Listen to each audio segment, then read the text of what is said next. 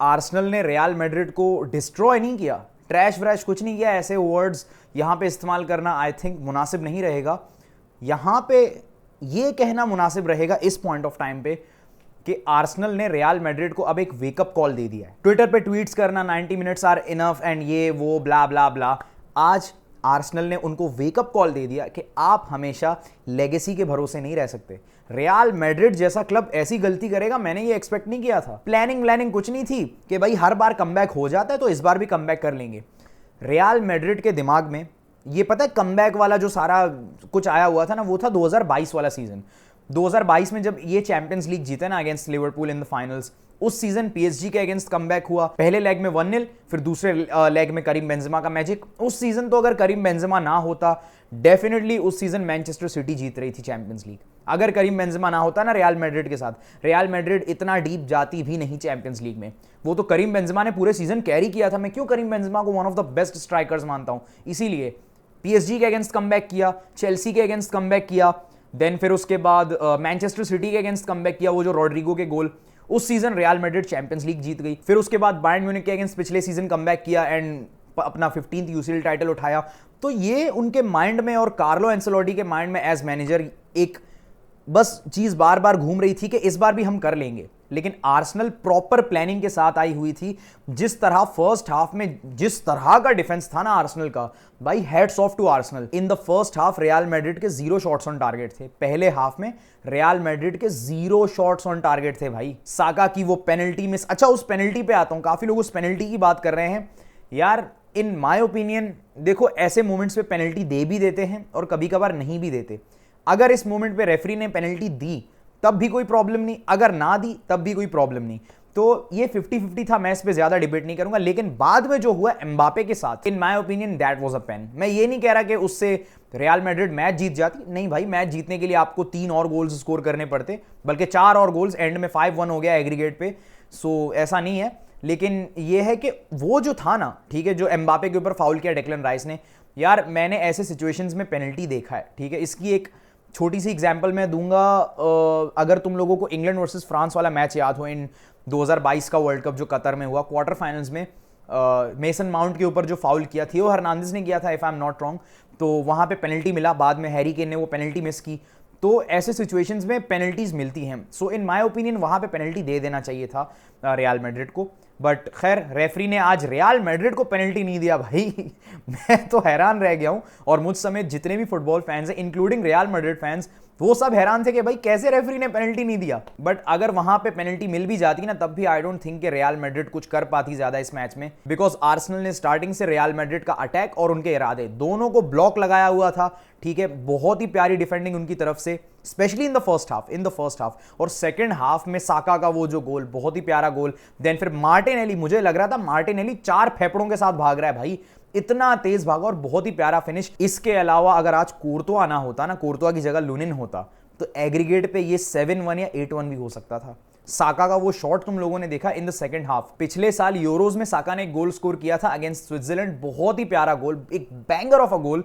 Same उसी position पे खड़े होते हुए आज फिर से वो वैसा ही गोल स्कोर ऑलमोस्ट कर चुका था, लेकिन बहुत ही तगड़ा सेव फ्रॉम कोर्तुआ। अगर आज भी कोर्तुआ ना होता ना, तो रियल मैड्रिड 2-3 गोल्स और खा लेती आराम से। विनीशियस का वो गोल काफी लकी गोल था, एंड फिर विनीशियस का सेलिब्रेट करना उस गोल के बाद, वो मुझे समझ में नहीं आया। भाई आप 3 गोल्स पीछे हो, जैसे कि मैंने कहा ना, बस आप एक मेंटालिटी के साथ जा रहे हो। गेम प्लान आज था ही नहीं रियल मैड्रिड का, दिखा आज ग्राउंड में कि गेम प्लान के साथ वो आए ही नहीं है। बस वो लेगेसी के भरोसे आए हुए हैं कि हर बार कमबैक हो जाते, तो इस बार भी हो जाएगा। लेकिन इस बार आर्सेनल ने रियलिटी चेक मुंह पे फेंक के मारा रियल मैड्रिड के कि हर बार कमबैक नहीं होता। और जैसे कि मैंने पिछली वीडियो में बोला, जाके उठा के देख लो पिछली वीडियो, मैंने उसमें बोला था कि इस बार नहीं हो रहा कमबैक, हर बार ईद नहीं होती, हर बार नहीं होती दिवाली, रेमोंतादा की उम्मीद लगा बैठे थे साले मवाली।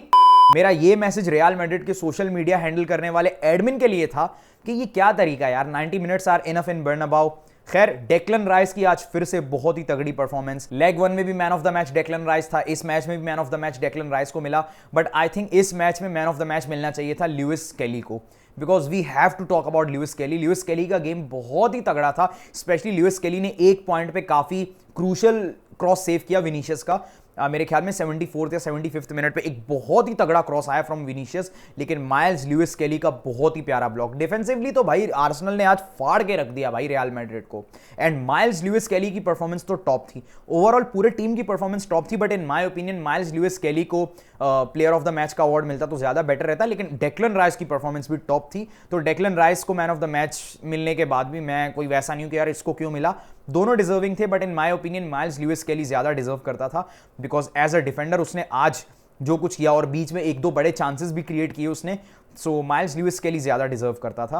एंड भाई माइल्स लुइस केली, जैसे कि मैंने पिछली वीडियो में बोला, he is blessing for Arsenal and England के इतना तगड़ा फुल बैक मिला है इनको। लास्ट टाइम मैंने ऐसी रियल मैड्रिड देखी थी इन 2019 जब आयैक्स ने इनको नॉकआउट किया था यूसीएल राउंड ऑफ 16 से, नहीं तो रियल मैड्रिड क्वार्टर फाइनल से नॉकआउट होने वाली टीम नहीं है यूसीएल में, बट आर्सेनल ने उनको नॉकआउट करके दिखाया, and Arsenal still is the only team जिसने रियल मैड्रिड के अगेंस्ट आज तक एक मैच नहीं हारा। हिस्ट्री में बस 4 बार ये मिले हैं, 2 बार इस दफा एंड 2 बार इन 2006 जहां पे थियरी हेनरी का वो गोल फर्स्ट लेग में 1-0 जीते, देन सेकंड लेग 0-0 पे ड्रॉ हुआ एंड आर्सेनल आगे गई यूसीएल में, एंड इस बार पहले 3-0 फिर 2-1, तो अभी तक रियल मैड्रिड बस आर्सेनल को नहीं हरा पाई, एंड आई थिंक अब हमें एज फुटबॉल फैन आर्सेनल को भी सीरियसली लेना चाहिए as UCL contenders, because Arsenal भी फाइनल्स में आ सकती है, बिकॉज पीएसजी के साथ पिछले मैच में क्या हुआ ये हम सभी ने देखा, यानी कि पीएसजी को भी डराया जा सकता है, ठीक है ना। हम सब ये एक्सपेक्ट कर रहे थे कि अब तो पीएसजी ने बहुत ही तगड़ा जो है रिदम पकड़ लिया, अब तो पीएसजी को हराना ऑलमोस्ट नामुमकिन है, और मैंने बोला था पिछली वीडियो में कि एस्टन विला टफ टाइम देगी पीएसजी को, और वैसा ही हुआ भाई। हमें बॉल नॉलेज है यार, हम भी फुटबॉल देखते हैं पिछले 10 सालों से, हम इंस्टाग्राम पे आके ये नहीं बोलते कि क्रिस्टियानो रोनाल्डो का पोर्चुगल के साथ यूरोस जीतना is bigger achievement than Messi winning the World Cup with Argentina. तो मैंने जो प्रेडिक्शंस की थी वो प्रेडिक्शंस ऑन पॉइंट थी, एंड आई पर्सनली थिंक कि आर्सेनल पीएसजी को हरा के फाइनल में अपनी जगह बना सकती है, एंड मैं सरप्राइज नहीं होऊंगा अगर आर्सेनल पीएसजी को हरा दे, बिकॉज अब आपको, मुझे, हम सभी फुटबॉल फैंस को आर्सेनल को चैंपियंस लीग के लिए एक सीरियस कंटेंडर के तौर पे देखना पड़ेगा। अब आर्सेनल सेमीफाइनल में आ चुकी है, एंड सेमीफाइनल्स तक आना isn't a joke. Last time Arsenal आई थी 16 साल पहले 2009 में, 2009 के बाद अब जाके आर्सेनल ने यूसीएल सेमीफाइनल में अपनी जगह बनाई है। 16 साल के बाद आर्सेनल चैंपियंस लीग के सेमीफाइनल में आई है। हमें भी 6 साल लग गए, बट 16 साल बहुत ज्यादा होते हैं, एंड आर्सेनल ने आज तक चैंपियंस लीग जीता भी नहीं है, तो ये उनके पास एक मौका है अपना चैंपियंस लीग कर्स ब्रेक करने का। और मुझे अभी तक यकीन नहीं आ रहा कि यार इस सीजन सिटी इतना बुरा खेल रही है कि सिटी इस रियल मैड्रिड से हार गई, सीरियसली, बिकॉज आर्सेनल ने इस रियल मैड्रिड को लिटरली कुत्ता बना दिया यार, ठीक है, और मैनचेस्टर सिटी इनसे हार गई इन नॉकआउट्स। भाई दिस इज अनएक्सेप्टेबल, बिकॉज बर्नाबाउ पे यार आर्सेनल जब इस तरह से हरा सकती है तो मैनचेस्टर सिटी तो यार हम सभी को पता है। खैर हमें पता है कि रॉड्री के जाने से उनको काफी इफेक्ट पड़ा है, और रॉड्री नो डाउट जिस तरह पेड्री बार्सिलोना का बैकबोन है, ये हमें प्रीवियस गेम में देखने को मिला डॉर्टमंड के सेकंड लेग में, वहां पे हमने देखा कि पेड्री नहीं था स्टार्टिंग 11 में तो टीम कितनी ज्यादा स्ट्रगल कर रही थी। जब पेड्री आया सेकंड हाफ में सब्स्टिट्यूट होके, तब बर्डन हल्का हुआ मिडफील्ड पे, एंड वहां से बार्सिलोना थोड़ी सी स्टेबल हो गई। उसी तरह रॉड्री बैकबोन है मैनचेस्टर सिटी का, बट एक प्लेयर के जाने से आपको इतना इफेक्ट पड़े, this is just unbelievable, because Arsenal के भी तो कितने सारे प्लेयर्स इंजर्ड थे। काई हैवर्ट्स नहीं खेल रहा था, गैब्रियल जीसस नहीं खेल रहा था भाई, बट स्टिल आर्सेनल ने रियल मैड्रिड को हरा दिया है, और यही सच्चाई है। खैर मैं शॉक नहीं हूं, बिकॉज मैं पहले लेग में शॉक था कि भाई ये क्या कर डाला आर्सेनल ने, बट पहले लेग के बाद मैंने कह दिया था कि भाई अब आर्सेनल ही आगे जाएगी, और वैसा ही हुआ। एंड कार्लो एंसेलोटी की जॉब के बारे में मैं कुछ नहीं बोलने वाला। आई डोंट नो कि वो सीजन के एंड में सैक होगा या क्या होगा, या अगले सीजन वो रहेगा या नहीं, बट हाँ अभी तो वो सैक नहीं होने वाला यार। Real Madrid obviously real Madrid का लेजेंड है Carlo Ancelotti, and real Madrid ऐसे डिसरिस्पेक्ट नहीं करेगी उसे। वो चैंपियंस लीग के क्वार्टर फाइनल्स तक ले आया रियल मैड्रिड को, तो आई डोंट थिंक यार रियल मैड्रिड उनको ऐसे सैक करेगी। हो सकता है कि सीजन के एंड में वो चले जाएं, वो अलग बात है, रियल मैड्रिड सीजन के एंड में सैक कर सकती है उन्हें, बट आई डोंट थिंक कि रियल मैड्रिड अभी सैक करेगी उनको, तो ऐसा मुझे नहीं लगता। और अगर आज आर्सेनल बॉटल कर देती ना against Real Madrid, Declan rice बेचारे की जो 2 फ्री किक्स, जो वर्ल्ड क्लास फ्री किक्स उसने स्कोर किए ना पिछले मैच में, वो सब जाया हो जाते यार।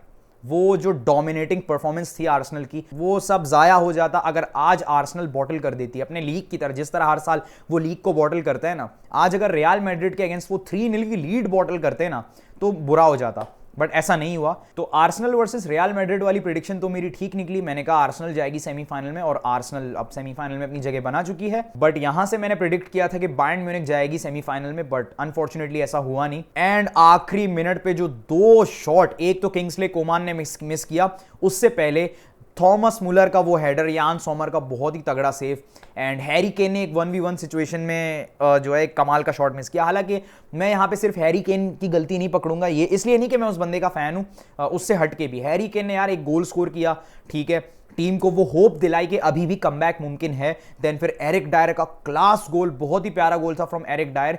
But I think Jamal Musiala नहीं है, डेविस नहीं है और नॉयर नहीं है यार, तो 3 मेन प्लेयर्स का ना होना बायर्न म्यूनिख के लिए काफी शॉकिंग तो था, ठीक है। बिकॉज मैं उर्बिक जो इनका गोलकीपर है, अभी मैं उसे कोई खास गोलकीपर मानता नहीं। एंड उसके अलावा जैसे कि मैंने बोला, उनका मेन प्लेयर जमाल मूसियाला, जिस तरह हर एक टीम का एक इंपॉर्टेंट प्लेयर होता है। देखो, टीम में आपका फेवरेट प्लेयर और टीम का इंपॉर्टेंट प्लेयर, इन दोनों चीज में फर्क है, ठीक है ना।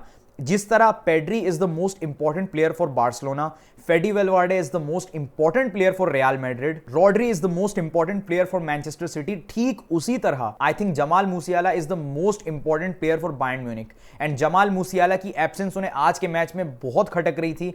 जमाल मूसियाला, डेविस और अगर नॉयर होता ना, तो मुझे लगता है कि शायद मैच हमें एक्स्ट्रा टाइम में और मे बी पेनल्टीज तक देखने को मिलता, और शायद बायर्न म्यूनिख ही हमें आगे प्रोग्रेस करते हुए देखने को मिल सकती थी। बट लौतारो मार्टिनेज का बहुत प्यारा गोल, बेंजामिन पावार्ड ने आज स्कोर किया। बट खैर, इंटर मिलान के जीतने से भी मैं सरप्राइज नहीं हूं, बिकॉज दोनों ही काफी टफ टीम थी। बट एक चीज साबित होती है, जिस तरह लोग कह रहे थे ना कि कंपनी उतना कुछ खास मैनेजर नहीं है, भाई खास मैनेजर ना होते हुए भी वो टीम को पहले ही सीजन क्वार्टर फाइनल्स तक ले आया, लीग तो वो मुझे लगता है कि इस सीजन बायर्न म्यूनिख जीत जाएगी बुंदेसलीगा। एंड अगर वो बुंदेसलीगा जीत गए, उसके बाद डीएफबी पोकल का जो विनर निकल के आएगा, डीएफबी पोकल विनर और बुंदेसलीगा विनर के बीच एक मैच खेला जाएगा, वो भी एक ट्रॉफी है जिसका नाम है डीएफएल कप।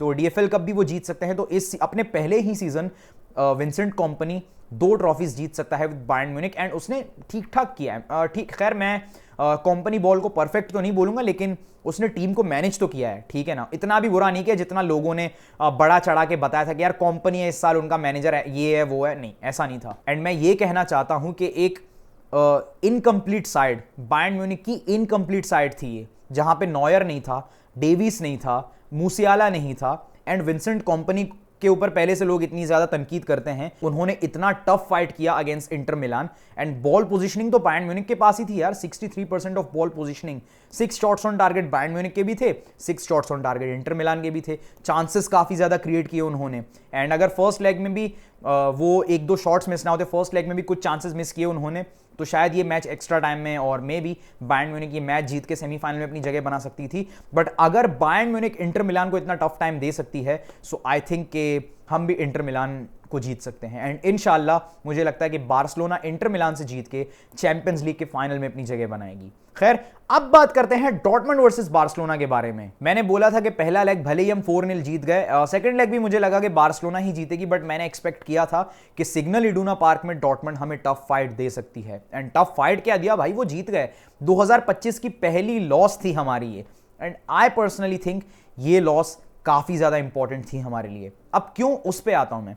देखो, एक टीम जब जीतते जाती है, हर एक मैच वो जीत रहे हैं, बुरा खेलने के बावजूद भी जीत रहे हैं, तो ऐसे ही होता है, आप जरा ओवर कॉन्फिडेंट हो जाते हो, ठीक है ना। आपको लगता है कि बस आप ही हो भाई, अब तो सब कुछ आप ही हो, आप जितना भी बुरा गेम हो आप जीत जाते हो, ठीक है। ये ओवर कॉन्फिडेंट तोड़ा हमारा इस मैच ने, ठीक है, और ये जरूरी भी था हमारे लिए। बिकॉज एक तो पेड्री, मैंने बोला था भाई उस वीडियो में कि पेड्री को एक मैच में रेस्ट देना बनता है, लेकिन अब जो है ना सीजन इतने इंपॉर्टेंट एक क्रूशियल पॉइंट पे आ गया है कि लेगानेस वाले मैच में भी हम उसको रेस्ट नहीं दे सकते थे। काफी इंपॉर्टेंट मैच था हमारे लिए, 1-0 जीते वो मैच, काफी टफ मैच था हमारे लिए। एंड एंड में वो जो इनिगो मार्टिनेज का टैकल, उस टैकल की वजह से भाई हम वो मैच जीते, वरना वो मैच भी ड्रॉ हो जाता है एंड हम पॉइंट्स ड्रॉप कर सकते थे उस मैच में।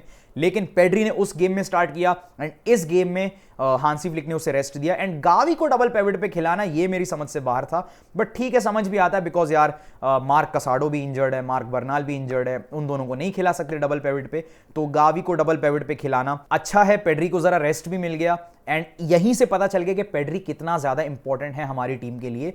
बिकॉज जब वो सेकेंड हाफ में आया ना, ठीक है, मिडफील्ड का एक बर्डन हल्का हुआ, अकेले फ्रैंकी डियोंग, भाई यार फ्रैंकी डियोंग और पेड्री की जोड़ी ने हमें इतने सारे मैचेस जिताए हैं ना इस सीजन।